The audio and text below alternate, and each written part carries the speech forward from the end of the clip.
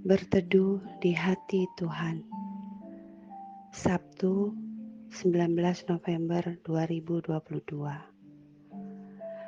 Doa Yesus bagi kita. Mari saudaraku, kita membaca firman Tuhan dari Yohanes pasalnya yang ke-17.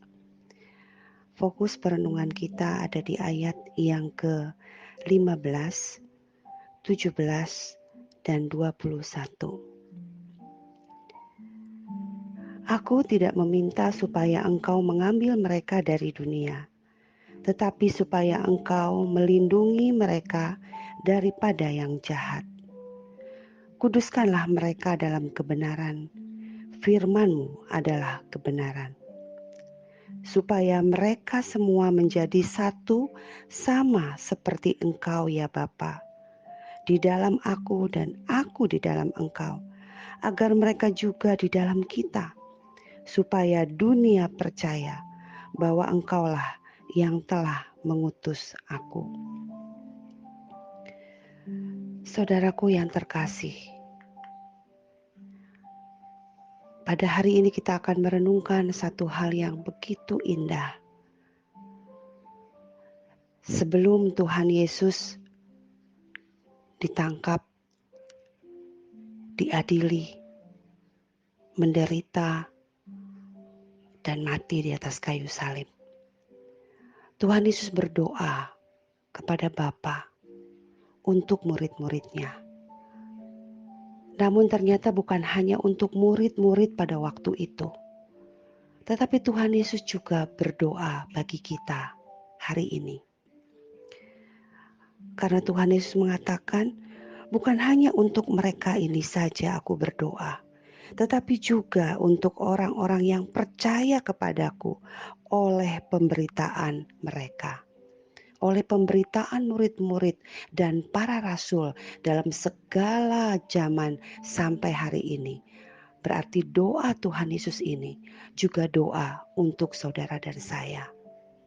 Saudaraku, ada hal yang begitu indah, bahwa ternyata ketika Tuhan Yesus berdoa kepada Bapaknya bagi murid-muridnya termasuk kita hari ini, ada dua hal yang Tuhan Yesus doakan, yaitu dia berdoa untuk perlindungan bagi murid-muridnya termasuk saudara dan saya. Dan juga dia berdoa untuk kesatuan murid-murid Tuhan. Saudaraku yang terkasih, apa yang kita sering kali doakan setiap hari kepada Tuhan? Seringkali kita berdoa bagi kepentingan diri sendiri. Kita berdoa bagi hal-hal yang jasmani. Saudaraku, itu tidak salah ketika kita berdoa apa saja kepada Tuhan. Tetapi seringkali fokus dalam doa kita adalah diri kita sendiri, kepentingan kita sendiri. Tetapi hari ini kita diajar oleh Tuhan Yesus, bahwa Tuhan Yesus mengajarkan berdoa kepada Bapa tidak untuk diri sendiri. Tetapi ada begitu banyak ayat di pasal 17 ini. Tuhan Yesus berdoa untuk murid-muridnya. Saudaraku, dan Tuhan berdoa bagaimana murid-murid pada waktu itu sangat membutuhkan dua hal ini. Yaitu perlindungan Tuhan, penjagaan Tuhan, dan kesatuan umat Tuhan. Apa tujuannya dari semua ini? Tujuannya supaya dunia tahu, supaya dunia percaya kepada Kristus. Saudaraku, maka di sini Tuhan sedang mengajarkan kita bagaimana kita sebenarnya juga di dunia ini sangat membutuhkan dua hal itu. Dan Tuhan Yesus bersyafaat untuk kita. Bahwa dunia membenci kita karena kita bukan dari dunia ini. Sama seperti Kristus. Kristus bukan dari dunia dan dunia membenci Kristus, maka dunia juga membenci murid-murid Kristus. Karena itu Tuhan mengatakan, murid-murid Tuhan sangat membutuhkan perlindungan. Sangat membutuhkan perlindungan di dalam kebenaran firman Tuhan. Karena itu Tuhan juga mengatakan bagaimana murid-murid butuh dikuduskan, butuh untuk dijaga dari yang jahat. Saudaraku, betapa indah bagian ini, bahwa ternyata saudara dan saya jikalau sampai hari ini kita boleh dijaga, dilindungi, itu karena Kristus yang berdoa kepada Bapa untuk kita. Dan betapa ingin Tuhan Yesus, betapa ingin saudara dan saya hidup di dalam kebenaran. Betapa ingin kita dijaga, dilindungi dari yang jahat, yang seringkali berusaha untuk menjatuhkan kita dan membuat kita jauh dari Tuhan. Tapi saudaraku, kita bersyukur. Kita punya Tuhan Yesus yang mengasihi kita, yang membawa kita kepada kebenaran firman-Nya. Ada firman Tuhan yang harus kita baca setiap hari. Kita renungkan supaya hidup kita disucikan dan dikuduskan di dalam kebenaran, seperti apa yang menjadi kehendak daripada Kristus.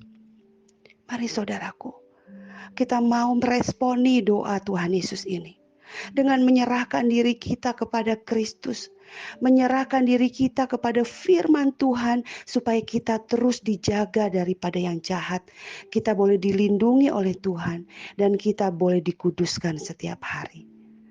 Dan yang kedua, kita mau meresponi bagaimana kita mau hidup bersatu.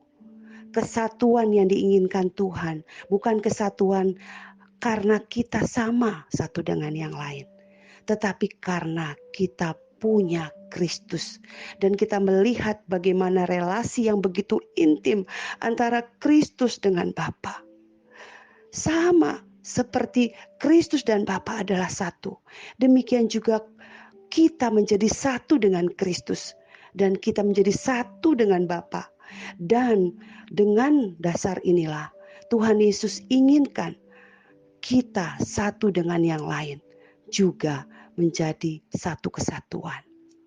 Maka kesatuan yang Tuhan inginkan adalah kesatuan yang disatukan oleh kebenaran firman Tuhan.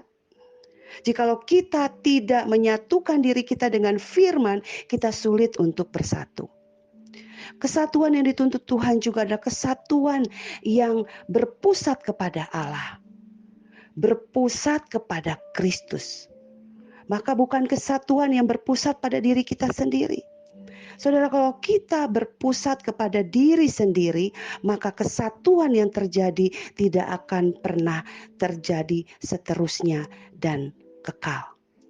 Hubungan satu kita dengan yang lain tidak akan pernah kekal jikalau kita disatukan hanya berdasarkan diri kita sendiri.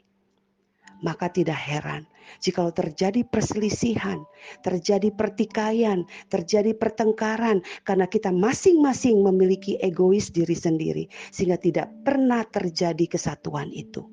Tapi saudaraku, jikalau kita sadar bahwa kita disatukan karena Kristus, kita disatukan karena Allah yang menyatukan kita. Dan bagaimana kita melihat teladan dari Kristus dan Bapa yang begitu intim satu dengan yang lain. Demikian harusnya kita bisa menjadi satu. Supaya dunia tahu.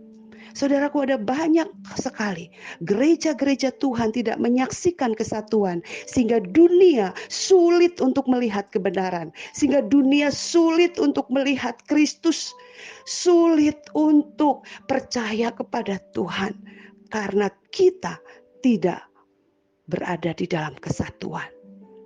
Hari ini mari kita disadarkan supaya kita sungguh-sungguh menghargai hidup kita di dalam kebenaran dan kesucian Tuhan. Dan kita boleh bersatu satu dengan yang lain di dalam kesatuan Kristus. Apakah ini bisa terwujud? Sangat-sangat bisa. Kenapa?